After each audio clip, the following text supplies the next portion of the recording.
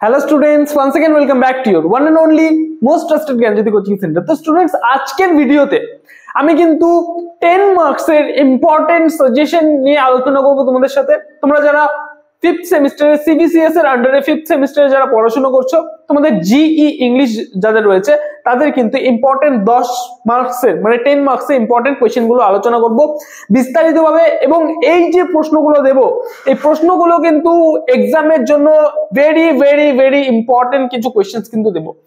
আমি এই যে সাজেশনটা দুটো পার্টে নিয়ে আসবো। পার্ট 1 অর্থাৎ আজকে আমি তিনটা রাইটারের, ঠিক আছে, তিনটা রাইটারের থেকে কিছু কিছু মানে ইম্পর্টেন্ট কোয়েশ্চেন গুলো কিন্তু দেব তোমাদের, এবং সমস্ত প্রশ্ন খাতায় নোট ডাউন করে রাখবে এবং সেই নোটস গুলো পড়ে ভালো মতো পরীক্ষার খাতায় যদি তোমরা লিখো, সেই নোটস গুলো যদি পড়ে যাও, অবশ্যই কিন্তু কমন পাবে, এটা আমার গ্যারান্টি। ঠিক আছে, চলো শুরু করা যাক without any further delay.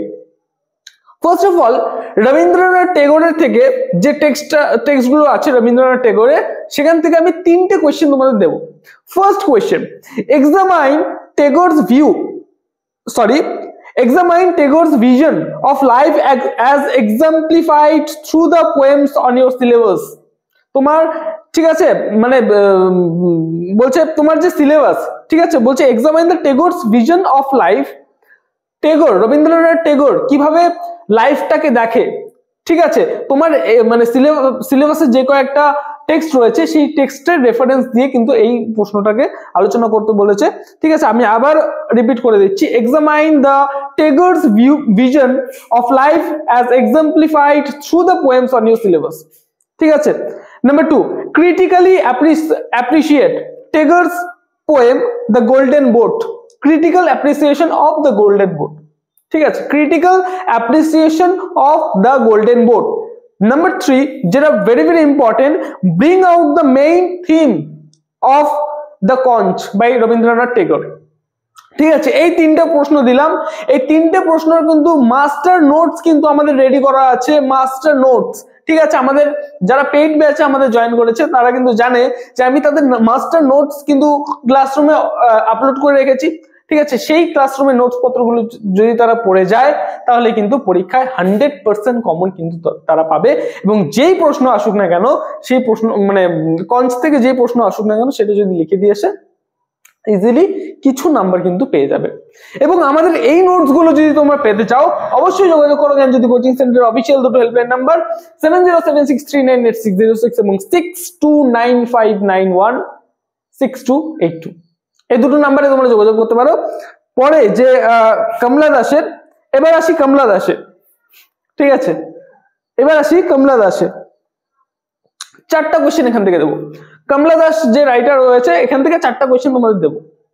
First question, critically examine the theme and the structure of smoke in Colombo. আবার বলছি, critically examine the theme and the structure of smoke in Colombo.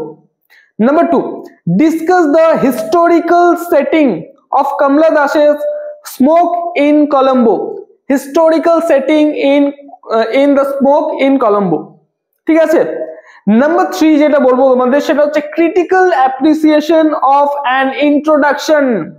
Critical appreciation of an introduction. কমলা দাসের লেখা an introduction, সেটার critical অ্যাপ্রিসিয়েশনটা পড়তে হবে, very very important. Number 4 যেটা আমি তোমাদের বলবো, সেটা হচ্ছে analyse Kamala Das's an introduction as a protest against patriarchy। ঠিক আছে, বলছে analyse Kamala Das's introduction as a protest against patriarchy। ঠিক আছে, ভেরি ভেরি ইম্পর্টেন্ট একটা কোয়েশ্চেন।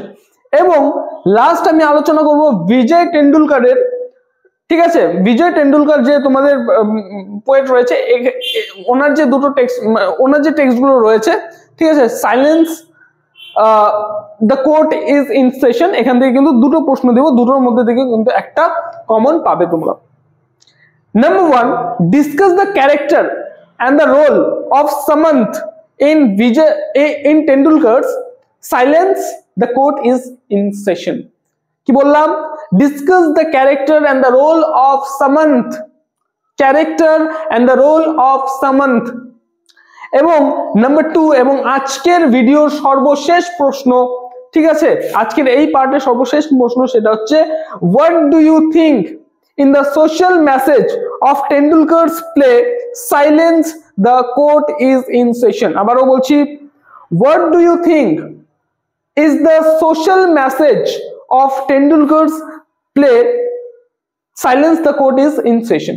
এই কয়েকটা প্রশ্ন যদি পড়ে যাও এখান থেকে কিন্তু তোমরা কমন পাবে পরীক্ষায়, ঠিক আছে। এবং পরীক্ষা যদি রিস্ক না নিতে চাও, যদি মনে করো যে না আমি রিস্ক নেব না, আরো কিন্তু পড়তে হবে তোমাদের, ঠিক আছে। প্রত্যেকটা যে তোমাদের টেক্সট রয়েছে সেই টেক্সটগুলোকে ভালো মতো পড়ো, সেই টেক্সটের সামারিটাকে পড়ো, হিস্টোরিক্যাল কনটেক্সট সেই টেক্সটগুলোর জানার চেষ্টা করো এবং নিজে নিজে, ঠিক আছে, নিজে নিজে বাড়িতে বানানোর চেষ্টা করো, হাতে লেখার চেষ্টা করো। যদি কমন না আসে, by chance in any case যদি কমন না আসে, তখন লিখবে কিভাবে সেই সিচুয়েশনটাকে মাথায় রেখে কিন্তু তোমাদের পড়ে যেতে হবে। যদি কমন না আসে, মানে যদি কমন আসে তাহলে ভালো, যদি কমন না আসে তাহলে আরো ভালো। বোঝা গেল? এই যে মানে বিষয়টা, ঠিক আছে, এই বিষয়টা কিন্তু মাথায় রেখে তোমাদের যেতে হবে। বোঝা গেল? যদি মানে নোটস পত্রগুলো যদি তোমাদের কাছে না থাকে, মনে হয় যে নোটস পত্রগুলো স্যার নেই আমাদের কাছে, তাহলে কিন্তু আমাদের সাথে যোগাযোগ করতে পারো। জ্ঞানজ্যোতি কোচিং সেন্টার অফিসিয়াল দুটো হেল্পলাইন নাম্বার আমি আগেও বললাম। দেখা হচ্ছে একটা নতুন ভিডিওতে পার্ট 2 তে, এবং পার্ট 2 তে গিরিশ কার্নাদের লেখা, মুলকরাজ আনন্দের লেখা, অনিতা দেশাইয়ের লেখা, ঠিক আছে, এই সমস্ত টেক্সটের যে ইম্পর্টেন্ট প্রশ্নগুলো সেগুলো নিয়ে কিন্তু আলোচনা করব। দেখা হচ্ছে নতুন কোন একটা ভিডিওর সাথে। Till then, keep learning, keep exploring. Thank you so much.